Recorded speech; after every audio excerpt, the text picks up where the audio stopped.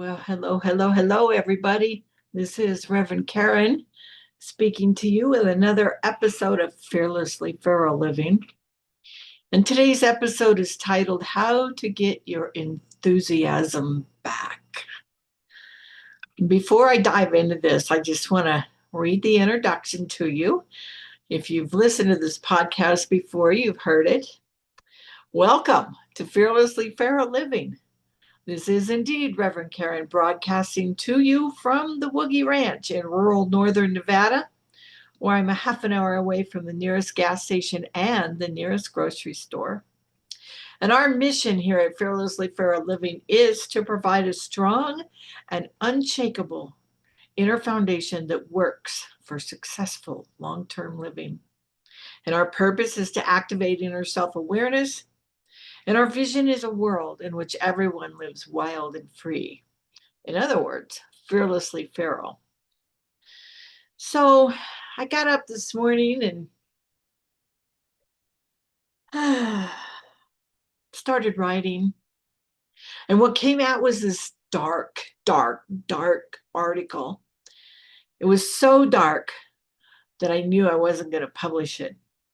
It was an article about losing my enthusiasm and wondering if it would ever come back, and musing on all the times I had lost my enthusiasm and gotten it back, and how my fear was that this time it wasn't going to come back, that I wasn't going to get that enthusiasm back.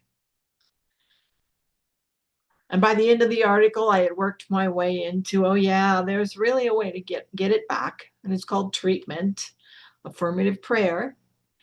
And if you want to know what treatment is, just before this episode in the podcast, there's a series. There's 4 episodes. It's called the treatment series. Go listen to that series. Then you'll know what treatment is. Anyway,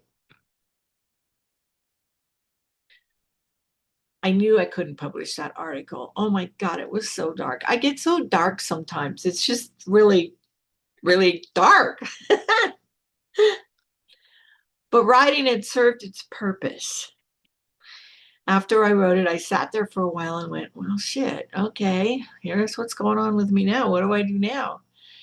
And an idea occurred to me.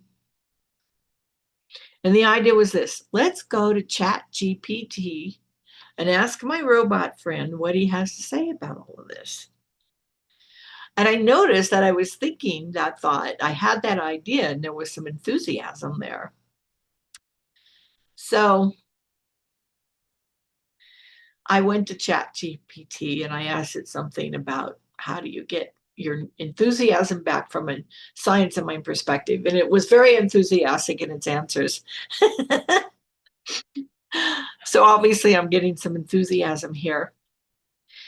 Now here's what happened after I got that answer. First of all, I went and fact checked a lot of the answers that I got from it, because I do that. And then I realized that things were starting to get really interesting with the answers I got from ChatGPT, because I just finished writing my 3rd book. It's called How to Live Fearlessly Feral. It'll be out in a month or 2. And don't worry, I'll keep you posted. You will hear news about it.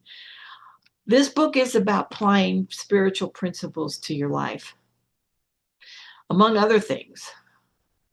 And that's what How to Get Your Enthusiasm Back is about. And so when I was doing the research for this and listening and reading to what ChatGPT had to say about it all, I realized it was talking about spiritual principle. And the spiritual principle it was talking about specifically was oneness, which is my most favorite of all of the spiritual principles. And so I started to write what I'm podcasting to you now, what I'm recording. And I got so enthusiastic about what I was writing that I couldn't type it fast enough. Now, guys, I'm a fast typer, very, very, very fast. I'm a touch typist, and I can type without looking at what I'm typing and have it come out pretty good. And I couldn't write fast enough. But what was coming out was really, really I felt enthusiastic about it. I felt enthusiastic about it. So I want to do a little background into Science of Mind here. Science of Mind is based on spiritual truths that go back through the ages. We're not just something that just began in the early 1900s. Well, we are, but our teaching is based on teachings that go back way, way, way before that. Did you know that the Greek word for enthusiasm is enthusiasmos? Enthusiasmos. Could be a tongue twister there. And it means literally possession by God or divine inspiration. I love that. I love that. So I got this idea to contact ChatGPT and say, how do you get your enthusiasm back from a Science of Mind perspective? And it gave me some answers. And I realized that the yes is in the idea. And that's not the first time I've thought about this. I have a workshop called The Yes is in the Idea. And this is where it comes from. Oneness. It comes from oneness. And it comes from when we are connected with the divine, when we are possessed by God, as it says, we get these ideas. And if we get these ideas when we have that connection, there's a yes there. Yeah, I'm enthused about that. I'm very enthused about that, which is why I'm sharing it with you today. Turns out enthusiasmos derives from the word entheos. It's a Greek, which means in God. Entheos, in God. Oneness. It's talking about oneness. Basing our life in spiritual principle has validity, guys. This is how we get to live our lives. Something comes up, we explore it. There's a spiritual principle behind it. And it turns out if we're not experiencing what we want to experience, chances are we're not living in principle. It's just as simple as that. So after I did that little research about the origins of the word enthusiasm, I went to the Science of Mind textbook. Turns out there's actually a definition of enthusiasm in the glossary of the textbook. And Ernest Holmes, in this definition, he calls enthusiasm an exaltation of the soul and a lively manifestation of zeal. I just love that. And then he follows it up with this. He says, enthusiasm is a keen interest in people and things. Now, I don't know about you guys, but part of this darkness that I've been experiencing is I haven't been real interested in people and things lately. I really haven't. And I don't like that. I have not enjoyed that. I have not wanted to be there. So I'm in a place of willingness here, which is a pretty good place to be in if you want to start applying spiritual principle in your life. So I want the enthusiasm back. And Ernest Holmes brings it back to oneness when he says that we are enthusiastic when we are filled with God power. And I love that. So in my new book that's coming out in a couple of months, I explain that oneness is both principle and practice. So oneness is actually listed, well, I talk about it a lot more than twice, but it's listed twice. It's listed in the spiritual principles section and it's listed in the spiritual practices section. And as I explain in the book, here's what I say about oneness in the principles section. For me, this is the biggie. This is the spiritual principle from which all others stem. This is the foundation. Get oneness, and you will lay the groundwork for a life more successful than you ever could dreamed could be possible. And so then the question became for me, how does one get oneness? How do you get oneness? How do you embody it? How do you show up in the world at one with the one? So I went back to Ernest Holmes again. There's a big ass clue in the Science of Mind textbook that I just love. And it's actually much more than a clue. Sometimes I love Ernest Holmes for this, because this is like a huge whack upside the head with a giant 2x4. This isn't just a clue. Here's what he says about oneness. It has been said that we can know God only insofar as we can become God. Take a deep breath and pause and breathe and notice what feelings that statement brought up for you. When Ernest Holmes writes, and I repeat, it has been said that we can know God only insofar as we can become God. What does that do for you? What does that bring up within you? Now, I will tell you that for some folks, this statement is so blasphemous that they simply will not even begin to consider it. They simply won't. And then for some folks like me, who've internalized this statement ever since I was a little kid, and my dad gave me a book called The Three Magic Words. When I was asking him these big life questions, he said, here, read this book. The three magic words were, I am God. So I didn't get indoctrinated with the belief that God is a guy in the sky, always separate from me. So those are the two extremes, but most people fall somewhere in the middle of that spectrum. My point here is that in order to feel enthusiastic about life, we need to somehow get that we are one with that thing called God, at whatever level it is comfortable for us.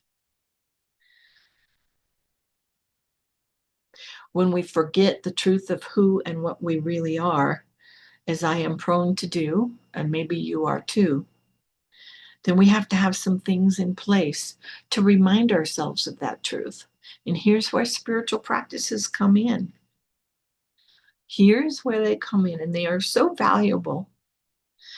So let's talk a little bit about spiritual practices. The first thing we have to do when we find ourselves in a very dark place where we don't like people and places and things, and we just want to stay at home and be like a hermit crab and be a crappy, grumpy person, is we pause. You know, in the textbook of AA, it says pause when agitated. So yeah, we pause.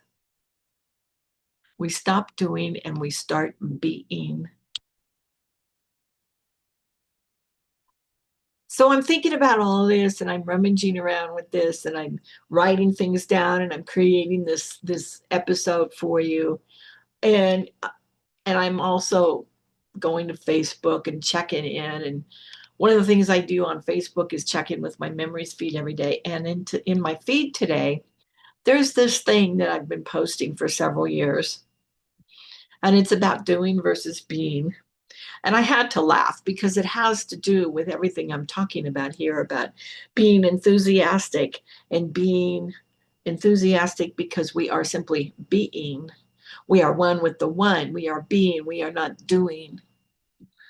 So this thing is about being versus doing. And here's what it says from Socrates: to do is to be. From Shakespeare: to be or not to be? That is the question.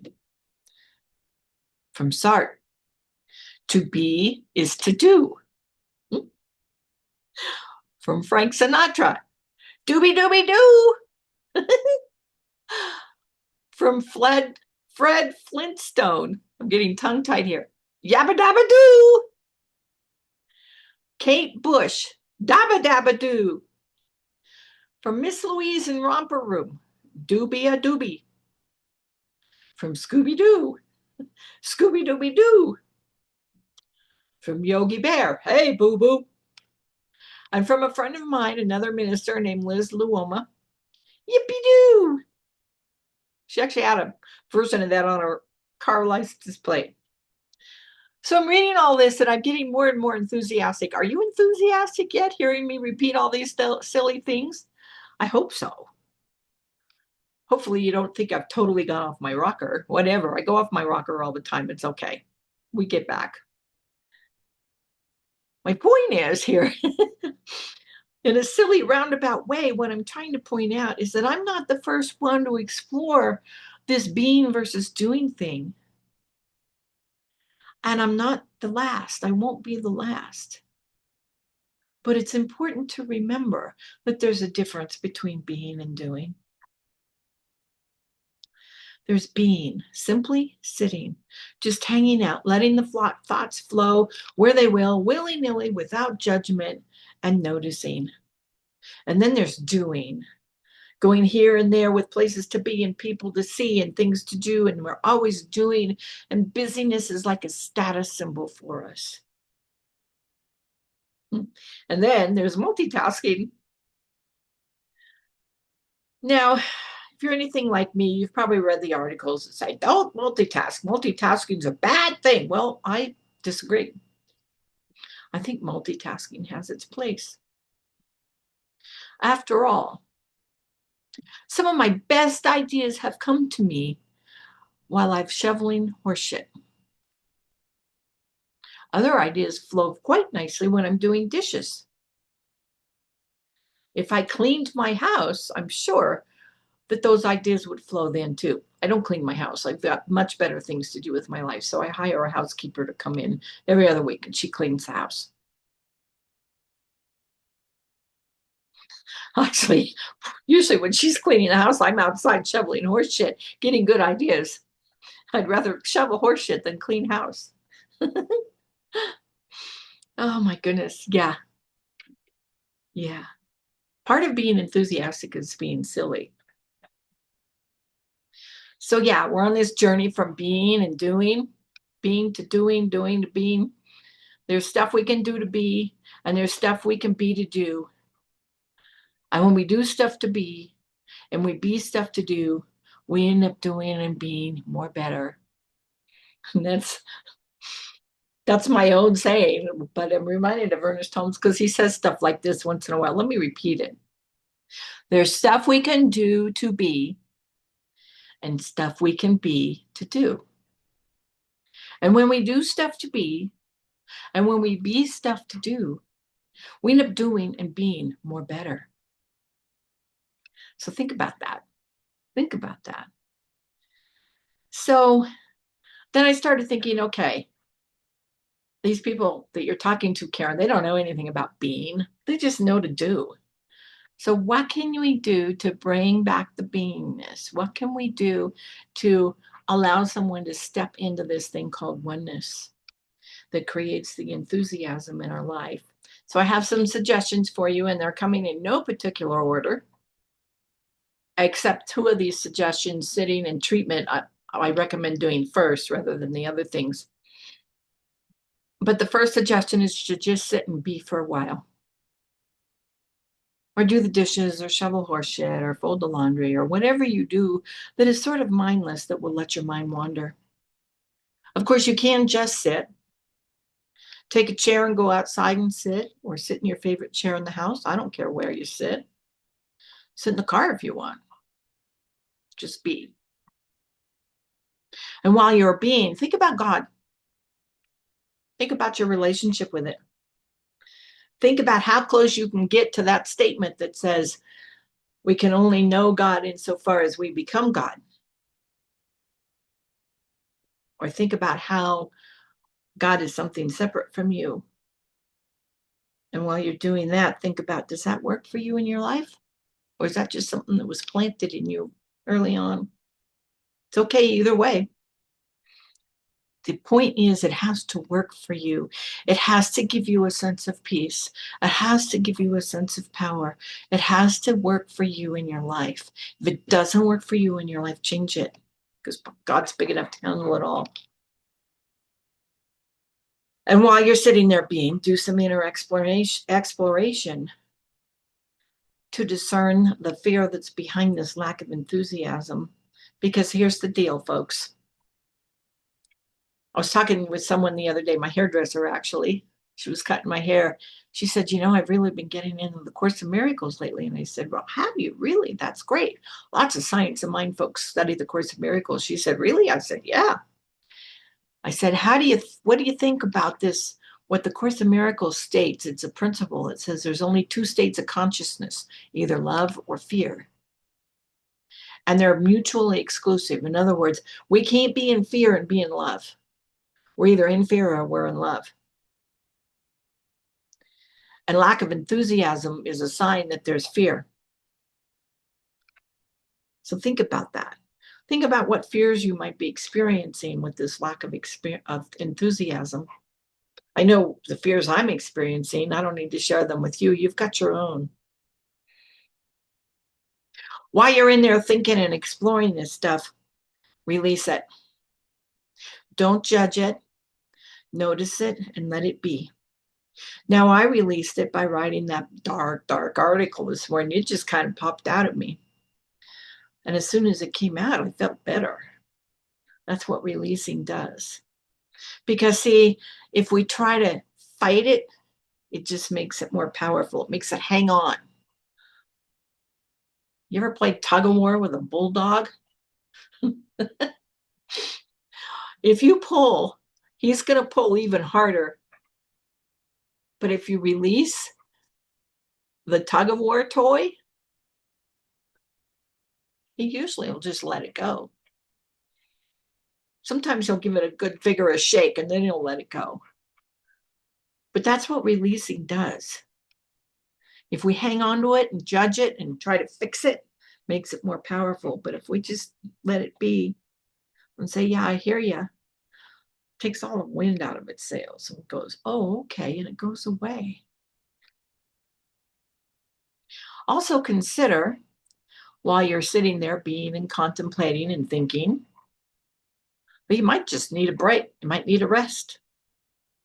Particularly if you're addicted to busyness. If busyness is a status symbol for you, if people come up to you and say, "Hey, how you doing?" and you say, "Oh, I'm so busy." Guess what, dude? Busyness is a status symbol for you. It's an addiction. Take a look at that. Take a look at that. I recently had a conversation with a lady who just lost a family member. And I was asking her how she was, and her response was basically, "Oh, I'm really busy." And I'm thinking to myself, okay, this lady needs to learn to grieve. Actually, it's not that she needs to learn to grieve. She needs to allow herself to grieve. So we talked about that for a while. And she was so busy that her speech was busy. And she talked on and on and on and on and jumping from one sentence to another. And I'm over here listening and going and recognizing, yeah, she's busy. And I'm saying a quiet little prayer for her while she's moving and talking. And I finally got a word in edgewise. And I said, you know, it's not going to hurt you to let yourself feel these feelings that you're feeling behind the death of your brother. In fact, if you will let yourself feel them, they're going to lessen in intensity. I said, why don't you just take some time to be? And she said, oh, I know what I'll do. I'll stop doing all this busy stuff. I'm going to take my dog for a walk in the forest and work on his training. And I'm like, oh, God, okay. And then you know what she did? She ended the conversation just like that. And I thought, all right, she's not ready yet. She's not ready. Later, we had a chance to sit down face to face and have a talk. And she heard it. Well, mostly she heard it because I forced her to sit. We were just sitting, looking out the window. We were just sitting, chatting once in a while, but mostly just sitting. And it was okay for her. While you're sitting, and do this sooner rather than later, create an affirmative prayer for yourself, a treatment. And again, if you want to know what that is, go listen to the podcast series on treatment.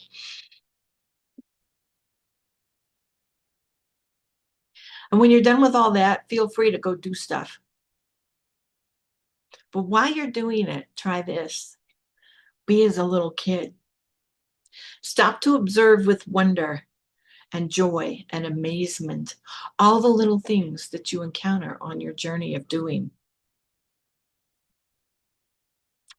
And see if doing or being any of these things doesn't help you get your enthusiasm back, I promise you it will.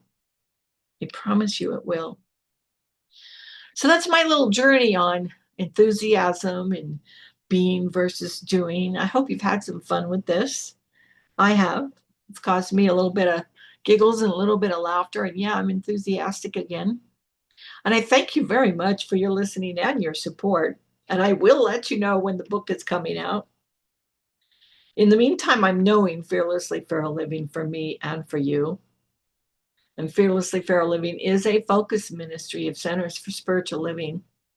And thus, your financial support is always tax deductible and very much appreciated. And you can find out more information about us and donate and do all that wonderful stuff by going to our website at fearlesslyferal.org. And so once again, I do thank you very much for listening. And yep, I am knowing Fearlessly Feral Living for me and for you.